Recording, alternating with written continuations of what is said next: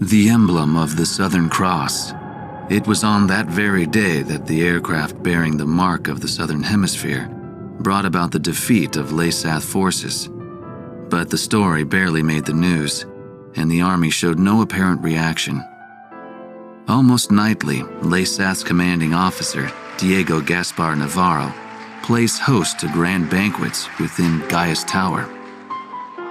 This evening, he is once again proudly trumpeting the glory of his airborne fortress. I've heard the speech so many times, it feels like I wrote it. Which, in a way, is a good thing, because it lets me concentrate on enjoying the food instead. As I gazed out the window at the night sky, I felt as if even the phases of the moon were somehow at odds with those of the Northern Hemisphere. The words of a fellow reporter, who fancied himself a connoisseur of fine wine, really got me thinking about the price of the glass of wine in my hand. One glass of it is roughly equivalent to several years of a Leasathian citizen's salary. Haven't the long years of civil war left Leasath an impoverished and war-torn nation? Whatever the case, much is unclear about the flow of money in Leasath. Ever since I arrived here, I've only covered stories the military had approved. However, this particular mystery just might be worth investigating on my own. The idea was nothing more than the product of an idle mind. At least at the time.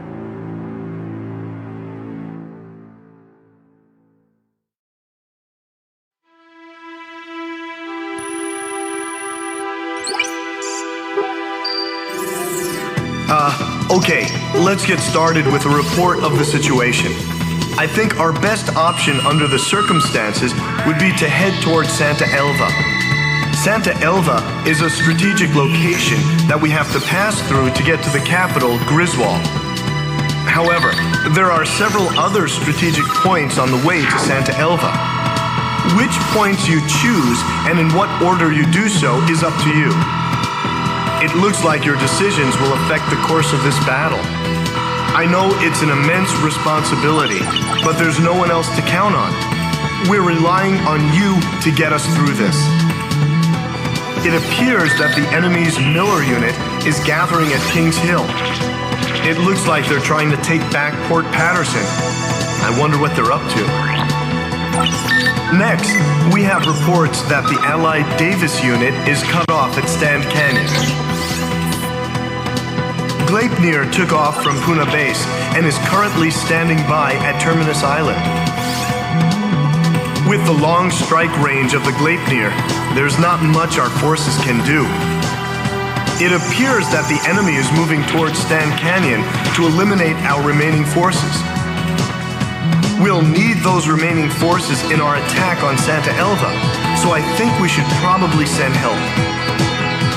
If left alone, they'll be helpless against the aerial fortress, just like what happened to us at Cape Aubrey. Also, Santa Elva is a key location for the enemy, and I think they'll concentrate their forces there. We'll have major problems if they send in their aerial fortress. I'll give you more details once you decide on a route. Please tell me which route you plan to take.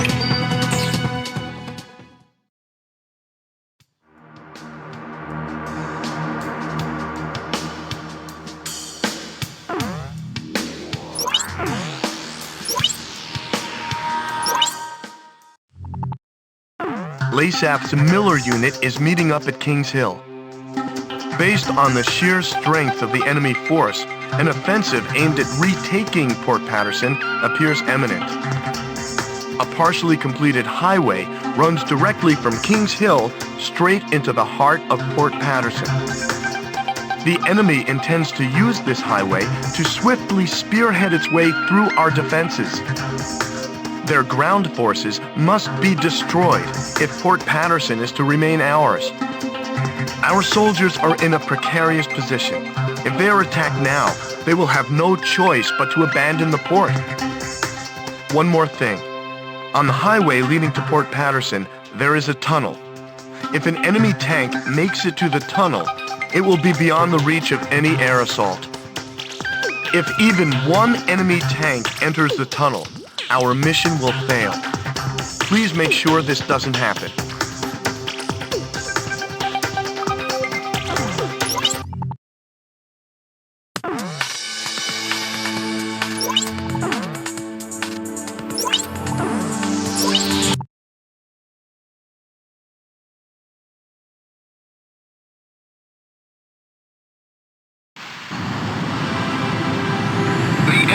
Using a partially built highway to cover their movement. The location is well concealed, making it